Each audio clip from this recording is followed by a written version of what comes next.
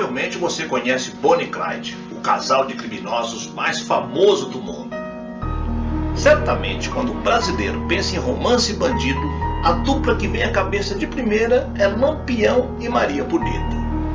Mas logo em seguida, os americanos entram em cena, principalmente por causa da sua popularidade na cultura pop. Isso ocorre porque Bonnie e Clyde tiveram sua história adaptada para o cinema com o filme do mesmo nome na década de 1960. Além disso, várias outras vezes essa história foi contada na telona, na TV e na literatura. Eles viveram durante a Grande Depressão dos Estados Unidos. Junto com sua gangue, eles roubavam e matavam pessoas, assaltavam pequenas lojas e postos de gasolina. Além disso, mataram pelo menos 9 policiais e diversos civis. Eu sou o Sidney Góes e você está no Placebo. Vem comigo, que no caminho te explico.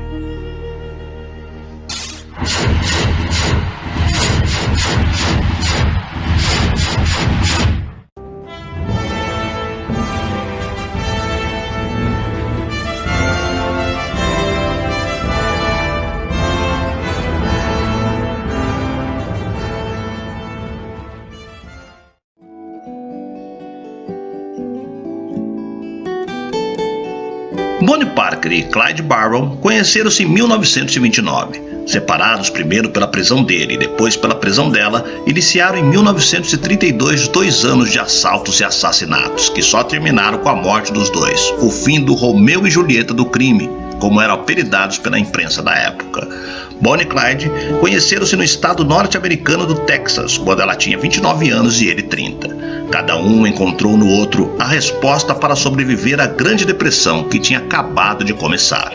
Ao longo de 2 anos de assassinatos, assaltos e fugas, conquistaram os Estados Unidos. Eram idolatrados como estrelas de cinema, apesar de nunca terem demonstrado grande receio de carregar no gatilho e matar quem estivesse a incomodar.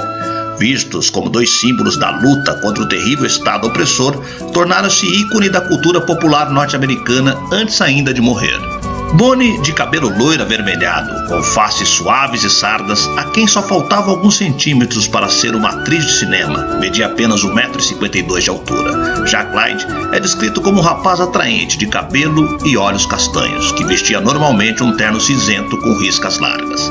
Ao volante de um Ford V8 roubado e armados com armas automáticas, armamento pesado que também roubaram de militares, tornaram-se os maiores inimigos das autoridades norte-americanas, que começaram a considerar impossível apanhá-los. Entre assaltos e homicídios, chegaram a conseguir libertar 5 presos de uma cadeia no Texas. Em 1934, completamente desesperados, os policiais texanos decidiram entregar a perseguição do casal a Frank Hammer, um agente com 50 anos e 1,82 m de altura. O agente elaborou um intricado plano para apanhar o casal de criminosos. O primeiro passo era o mais complicado: convencer um dos cúmplices de Bonnie e Clyde a colaborar com a polícia. O escolhido foi Harry Matrin, que também era um criminoso, que aceitou o perdão de todos os crimes que tinha cometido no estado do Texas em troca de informações sobre os 2 amigos. O informador contou a Hammer que o casal fazia várias viagens entre o centro do Texas e a quinta da família Matrin, em Louisiana. O agente então montou uma equipe com outros 5 destacados policiais do Texas e da Louisiana e esperaram entre os arbustos que ladeavam a autoestrada que ligava os 2 estados durante 2 dias. Grande parte dos escritores que contaram a história do dia em que Bonnie e Clyde foram finalmente apanhados garantem que os 5 policiais se desentenderam várias vezes sobre a abordagem a aplicar. Os agentes de Louisiana queriam dar ao casal a oportunidade de se renderem, enquanto os texanos defendiam uma investida para matá-los literalmente.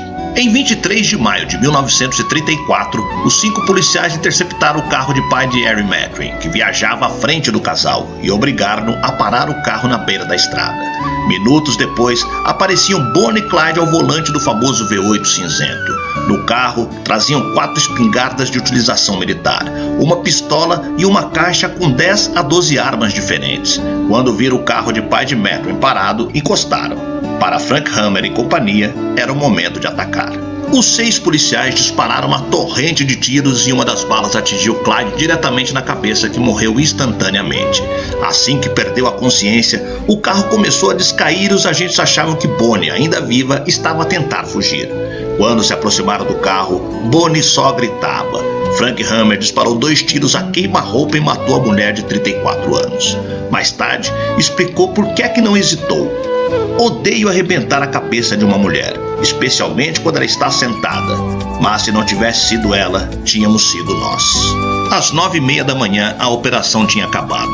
Alguns historiadores garantem que o tiroteio durou apenas 16 segundos. Outros dizem que se estendeu até os 2 minutos. A mesma incerteza permanece em relação aos tiros. Há quem diga que Bonnie e Clyde tinham mais de 50 ferimentos de bala cada um, e há quem defenda que juntos não ultrapassavam os 40. A cena do crime tornou-se um autêntico circo, e centenas de pessoas correram até o local para ver o casal morto. Pouco depois, um caminhão levou o carro e os corpos para uma cidade ali perto para que fossem preparados enterros. Aos funerais compareceram centenas de pessoas, tal e qual como se fossem estrelas de cinema. Finalmente, eles não foram enterrados juntos. A mãe de Bonnie, que desaprovava o seu relacionamento com Clyde, enterrou a filha em um cemitério em Dallas. Clyde foi enterrado ao lado de seu irmão Marvin. Após a morte de Bonnie e Clyde, um xerife de Louisiana reivindicou o Ford V8 do casal para si, ainda coberto de sangue. Um juiz federal, no entanto, decidiu que o automóvel roubado por Bonnie e Clyde fosse devolvido ao antigo proprietário, Ruth Warren, uma moradora do Kansas.